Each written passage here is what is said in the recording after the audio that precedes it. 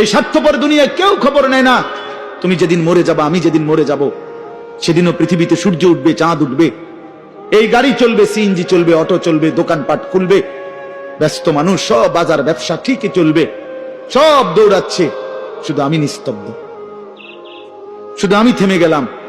আমার হাত আর নড়ে না, পা আর নড়ে না, আমার আর চোখ খোলে না, আমার আর জিন্দিগির কোন স্পন্দন নাই। এরই নাম দুনিয়া, এরই নাম দুনিয়া। বিকাল বেলা যারা জানাজা পড়ছে, এই স্ত্রী ছেলে কাঁদছে সারাদিন বাপের জন্য, স্বামীর জন্য, এই মানুষগুলোই রাত্র 9টায় আবার পাশের বাড়ির থেকে রান্না করে আনছে, এরাই পেট ভরে ভাত খাইতেছে। এর নাম দুনিয়া, এর নাম দুনিয়া, এর নাম দুনিয়া। এই মানুষগুলো তো একদিন উপাস থাকলো না, আপন সন্তান, আপন স্ত্রী। তাহলে ধোকার এই দুনিয়া কার জন্য সাজাইলাম?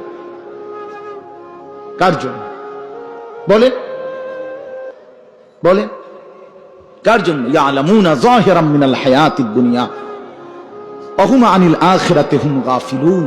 আল্লাহ বলে, বান্দা দুনিয়ার জীবন তো খুব বুঝলা, কিন্তু আখিরাতের ব্যাপারে গাফিল হয়ে রইলা। আমার ছেলেরা, তোমরা বলো ভাই, তোমরা যারা খোদার 365 দিনে একটা বছরে কোনোদিন ফজরের নামাজ কোনোদিন পড়ো নাই, তোমার এই পরিণতি, তোমার এই গন্তব্য শেষ কোথায়? তুমি বলো ইনসাফের সাথে, তোমার বিবেককে। প্রিয় বন্ধু, 1 মিনিটের জন্য আমি তোমার বিবেককে বললাম, তুমি বলো সারাদিন যে উলঙ্গ ছবি দেখলা, সারা রাত যে নর্তকীর ছবি দেখলা, এরপরে তোমার গন্তব্য কোথায়? থামবা কোথায়? তুমি কোথায় গিয়ে থামবা? তোমার পরিণতি কি? তোমার টার্গেট কি? এই নাচ, এই গান, এই ছবি, এই জেনা, এই ব্যভিচার, এই মদ, এই জুয়া, এই ফ্যান্সিডিল, এই ইয়াবা? আরে নাফরমান, তোর শেষ পর্যন্ত কোথায় গিয়ে থামাবে? তোর একটা জানোয়ার ছাড়া, একটা কুকুর বিড়াল ছাড়া, একটা হাইওয়ান ছাড়া আর কিচ্ছু বানাবে না। তোর একটা নর পশু বানায় দিবে। চরিত্রহীন মানুষ থাকে না, লম্পট কোনদিন মানুষ হয় না। মদখোর, নেশাখোর, জুয়ারি, ফেন্সিখোর, বাবাখোর, ডাইলখোর, ইয়াবাখোর, ফুট্টাখোর, হারামখোর, ওই মানুষ থাকে না, ওই জানোয়ার হয়ে যায়। জানোয়ার, জানোয়ার হয়ে যায় বেটা, জানোয়ার হয়ে যায়। যে কপাল সেজদা দেয় না, সেই কপাল, যে মানুষ মানুষ হয়ে সেজদা দেয় না, আল্লাহর কসম, আল্লাহ তাআলা কোরআনে বলছে, ইবলিস তুই সেজদা দিলি না, আজকের থেকে তুই শয়তান। এজন্য যে কপাল সেজদা দেয় না, সে মানুষ নয়, শয়তান। শয়তান বেটা, তুই বেটা শয়তান, শয়তান। এটা একটা ছোট্ট কথা আগে বুঝেন, সবাই বুঝতে ভালো। কোরআনুল কারীমের মধ্যে আছে, হযরত মুসা আলাইহিস সালামকে আল্লাহ তাআলা প্রথম যখন তুর পাহাড়ে, আমরা সবাই জানি যে আল্লাহ তাআলা মুসা আলাইহিস সালামের সাথে তুর পাহাড়ে কথা বলছেন বহুবার, মানে ওয়াহী নাজিল করছেন। আল্লাহর কথা মানেই ওয়াহী। তো প্রথমবার যখন মুসা আলাইহিস সালাম তুর পাহাড়ের ওই টিলাতে উঠলেন, তো সেখানে আল্লাহ তাআলা স্পষ্ট কোরআন শরীফে আছে, আল্লাহ তাআলা প্রথমেই বলে দিয়েছেন, ইন্নী আনা রব্বুক ফাখলা'না আলাইক। মুসা, আমি তোমার রব, আমি তোমার মহান মালিক আল্লাহ। তুমি ফাখলা'না আলাইকা, তোমার 2টা জুতা খুলে ফেলো, 2টা জুতা খুলে ফেলো। আনা আখতারতুকা, আমি তোমাকে নির্বাচিত করেছি। ফাসতামি' লিমা ইউহা, অতএব আমি যা ওয়াহী নাজিল করতেছি, বলতেছি, তা মনোযোগ দিয়ে শোনো। তাহলে এখন কি বোঝা গেল? তাফসীরের মধ্যে আছে, জুতা খুলতে বললেন কেন? প্রশ্ন হলো, জুতা খুলতে বললেন কেন? কথা বললে বলবে। তো আল্লাহ তাআলা এটা বুঝাইছেন, মুসা, আমি রব্বুল আলামিনের কথা শুনবার আদব, জুতা খুলে বস। এই জন্য আদব শিখাইছেন, আদব শিখাইছেন। কোরআন সুন্নাহর ইলমের মধ্যে, কোরআন সুন্নাহর জ্ঞানের মধ্যে একটা জিনিস ভীষণ জরুরি, সেটা হলো আদব। 2টা জিনিস একসাথে গঠন করতে হয়। এজন্য আমাদের মাদ্রাসাগুলোতে 2 জিনিস একসাথে পড়ায়, একটা হলো ইলম আর একটা হলো আদব। এজন্য মাদ্রাসাওয়ালারা তাদের বাচ্চাদেরকে যেমন পড়ায়, তো বাচ্চার ওযু, গোসল, চলা ফেরা, উঠা বসা, কথাবার্তা, চাল চলনের দিকেও নজর রাখে, যে ছেলেটা দাঁড়াইয়া পেশাব করে কিনা, ছেলেটার টয়লেট পেপার ব্যবহার করে কিনা, দস্তরখান বিছায়া খানা খায় কিনা, বাবা মাকে সালাম দেয় কিনা, ইত্যাদি ইত্যাদি। মানে শুধু শব্দ মুখস্থ করছে, পড়া দিছে, পড়া নিছে, এটা না, তার সাথে সাথে তার জীবন গঠন হচ্ছে কিনা, আদব শিখতেছে কিনা, আখলাক শিখতেছে কিনা, এইটা হলো একই সাথে লক্ষ্য থাকে। এজন্য হাদিসের মধ্যে আছে, আমাদের প্রিয় নবী সাল্লাল্লাহু আলাইহি ওয়াসাল্লাম বলছেন, আল্লামানি রব্বি ফাআহসানা তা'লিমি ওয়া আদ্দাবানি রব্বি ফাআহসানা তা'দীবি। এই একটি হাদিসে নবীজি দুইটা কথা বলছে, যে আমার আল্লাহ আমাকে সর্বোত্তম ইলম জ্ঞান শিখিয়েছেন এবং আমার আল্লাহই আমাকে সর্বোত্তম আদব শিখিয়েছেন। তাহলে একই সাথে বলছে নবীজি, আল্লামানি রব্বি আদ্দাবানি রব্বি, আল্লাহই আমাকে ইলম শিখিয়েছেন, আল্লাহই আমাকে আদব শিখিয়েছেন। নবীজি নিজে বলতেন, আকুলু কামা ইয়াকুলুল আবদ, একজন গোলাম তার মনিবের সামনে যেরকম বিনয়ের সাথে খানা খায়, আমি আমার মহান আল্লাহ পাকের সামনে এভাবে খানা খাই।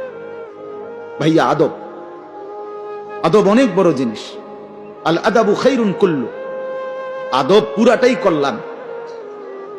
রাসূলুল্লাহ সাল্লাল্লাহু আলাইহি ওয়াসাল্লাম বলছেন, মা নাহালা ওয়ালিদুন ওয়ালাদাহু মিন নুহলিন মিন আদাবিন হাসান। তোমরা তো বাংলাটা বুঝলা না, জুতা যেহেতু খুলবা না ভাই, তো বাইরে চলে যাও।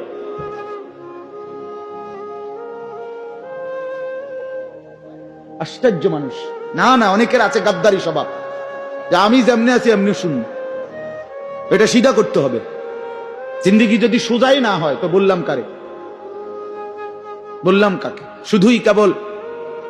শুধুই কেবল ভাইয়া শুনলাম একজনের পরিচিতি আছে, একজনের জনপ্রিয়তা আছে, একজনের সুর আছে, একজনের টান আছে, একজনের জোরে গলার আওয়াজ আছে, তো এই কারণে জড়লাম।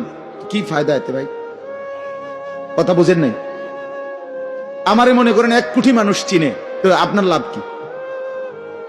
আমারে 10 কোটি মানুষ চিনে, সারা পৃথিবী চিনে, তো আমারে চিনলে তোমার লাভ কি? নিয়ে তুমি কি বদলাইলা, এটা না দেখার বিষয়।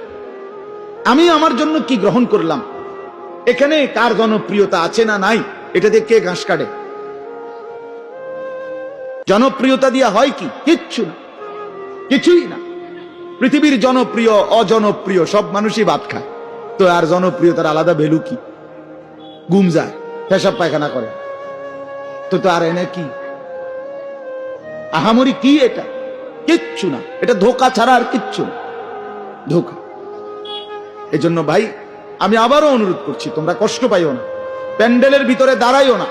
আমি অনুরোধ করলাম, কমপক্ষে প্যান্ডেলের ভিতরে ভাই, মাহফিলের যেই যুব সমাজরা আয়োজন করছো ভাই, তোমাদের কাছে অনুরোধ আমার, তোমরা কয়েকজন কমপক্ষে স্বেচ্ছাসেবকের দায়িত্ব পালন করো। যারাই দাঁড়িয়ে আছে তাদেরকে বসতে বলো। এটা ভালো, আজকের জন্য না, সব সময়ের জন্য। হাদিসের মধ্যে আছে, হযরত জিবরাইল আলাইহিস সালাম নবীজি সাল্লাল্লাহু আলাইহি সাল্লামের কাছে, শুনতেছেন আপনারা? নবীজির কাছে যখন হযরত জিবরাইল মানুষের আকৃতিতে আসতেন, জিবরাইল আলাইহিস সালাম কখনো কখনো তার মূল আকৃতিতে অদৃশ্যভাবে ওহী নাজিল করতেন, কোরআন। আবার কখনো কখনো মানুষের সুরত ধরেও নবীজির সামনে আসতেন। হাদিসে কথা স্পষ্ট আছে যে যখনই জিবরাইল মানুষের আকৃতিতে নবীজির কাছে আসতেন, তো নবীজির সামনে এসে আদবের সাথে বসতেন। কিভাবে বসতেন?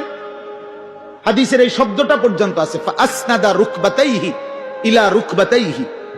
মানে করেন নবীজি এদিকে ফিরা, তো জিবরাইল ওইদিকে মুখোমুখি বসতেন, এভাবে যে উভয়ের হাঁটু বরাবর, বুক বরাবর, চোখ বরাবর, এইভাবে মনোযোগ দিয়ে জিবরাইল আলাইহিস সালাম নবী সাল্লাল্লাহু আলাইহি সাল্লামের সামনে বসতেন।